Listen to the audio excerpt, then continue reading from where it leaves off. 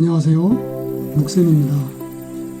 며칠 전 어떤 한 사람의 교도소 출소 문제로 나라가 시끄러웠는데요. 바로 아동 성폭력범의 출소 후 그의 거취 문제로 많은 논란이 있었습니다. 저는 이 문제를 생각하면서 피해자들이나 그의 부모와 가족들이 겪었을 엄청난 고통을 생각해 보면서 마음이 무척이나 무거웠습니다. 그렇지만 이 사건을 접하면서 많은 문제가 있음을 깨닫게 되고 이 문제를 한번 짚고 넘어가고 싶었습니다. 인간으로 태어나서 짐승보다 못한 마음으로 살아가는 인간을 고사성어로는 인면수심이라고 합니다. 그리고 시사용어는 출소무산을 준비했습니다. 오늘은 무거운 마음으로 시작해 보겠습니다. 먼저 고사성어 인면수심의 한자풀이입니다.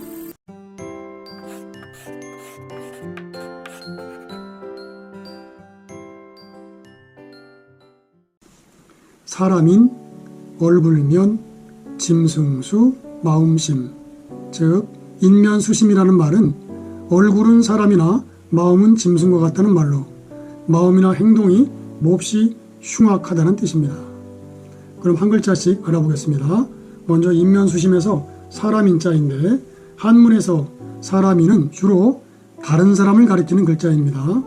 이 글자의 용례로는 짧은 글로 사람을 감동시킨다는 촌철살인, 혼인을 중매하는 사람, 월하노인 등이 있습니다. 다음은 인면수심에서 얼굴 면자는 얼굴, 행정구역, 밀가루 등의 뜻을 가진 한자로 용례로는 세상 일에 경험이 없는 사람, 백면서생, 물질적인 면과 정신적인 면, 물심양면 등이 있습니다. 이어서 인면수심에서 짐승 숫자는 짐승수와 개견의 결합으로 용례로는 사나운 짐승, 맹수, 괴상한 짐승, 괴수 등이 있습니다. 끝으로 인면수심에서 마음심자입니다. 용례로는 조심스럽게 행동하는 모양, 조심조심, 한결같은 참된 마음, 일편단심 등이 있습니다. 다음은 중국어로 배우는 인면수심입니다.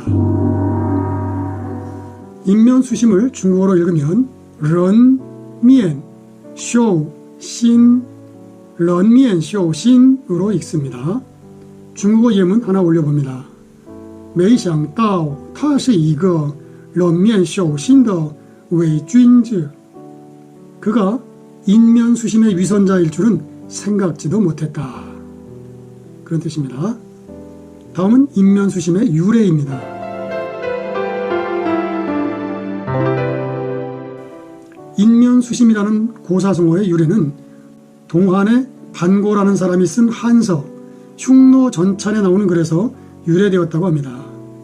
반고는 이 책에서 흉노족을 평하면서 얼굴은 사람이지만 성질은 흉악하여 짐승과 같다고 한 말에서 유래되었다고 합니다. 한자로 하면 피발좌임 인면수심인데요. 피발은 머리를 풀어 헤쳤다는 말이고 좌임은 옷깃을 왼쪽으로 여민다는 말인데요. 당시 중국이나 동아시아 문화권은 옷깃을 오른쪽으로 여미는 것이 보통인데 옷깃을 왼쪽으로 여민다는 표현은 야만인이라는 표현입니다. 이것은 중국 민족의 입장에서 본 흉노족을 평한 말이었는데 후에 사람이 짐승보다 못한 짓을 저지르면 인면수심이라고 하게 된 것입니다. 다음은 시사용어 코너입니다. 오늘 준비한 시사용어는 출소무산입니다. 이 성어는 두 단어가 합쳐진 말입니다. 출소는 교도소에서 형의 만기를 채우고 나온다는 말입니다. 무산은 안개무, 흩을산, 즉 안개가 거치듯 사라졌다는 뜻으로 일이 계획대로 안 되고 틀어졌을 때 지금도 많이 쓰이는 한자입니다. 이번에 출소 예정이었던 김근식은 15년 형기를 채우고 출소를 하루 앞두고 있었는데 새로운 범죄가 다시 드러나 구속 수감되고 말았습니다.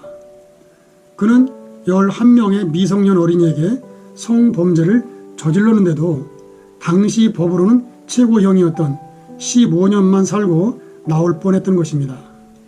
현재는 이 법이 개정되어 최고형이 30년이라고 하는데요. 국민 법 감정이나 피해자의 입장에서 생각해보면 사형이나 감형 없는 종신형, 또는 300년 징역형도 시원치 않을 것입니다. 그가 가기로 예정되어 있었던 의정부 시민들은 겨우 안도의 한숨을 내쉬게 된 것입니다. 그런 사람이 우리가 기르는 자녀들 주변을 활보한다는 것은 정말 상상할 수도 없는 일입니다. 그럼 그 사람은 얼마나 다시 감옥에서 살아야 할까요? 다시 범죄가 드러났지만 그 당시 법률에 의거하여 최고 15년을 더 교도소에 있어야 될 것으로 알고 있습니다. 일부에서는 화학적 거세 이야기도 나왔습니다. 화학적 거세란 성범죄자의 재범을 막기 위해 약물을 강제로 주입하여 성욕을 억제시키는 방법이라고 합니다. 이것은 검사가 청구하여 법원의 허락이 있어야 되는 제도로 현재 우리나라에서 시행되고 있는 제도입니다. 어쨌든 다시 감옥에 들어가게 된 것은 다행인데요. 우리는 열심히 세금 내서 그런 사람을 먹여주고 입혀주고 재워줘야 한다는 이 모순되고 억울한 현실을 어찌하면 좋겠습니까?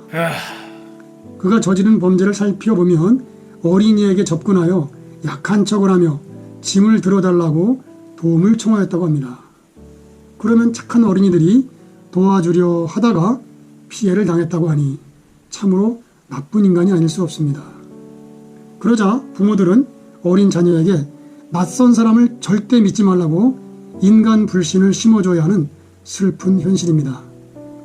오늘은 저를 포함한 우리 인간의 깊은 죄성을 성찰해보는 시간이었습니다. 무거운 마음으로 시작하여 무겁게 끝나 죄송한 마음뿐입니다. 여러분, 오늘도 끝까지 들어주셔서 감사드립니다.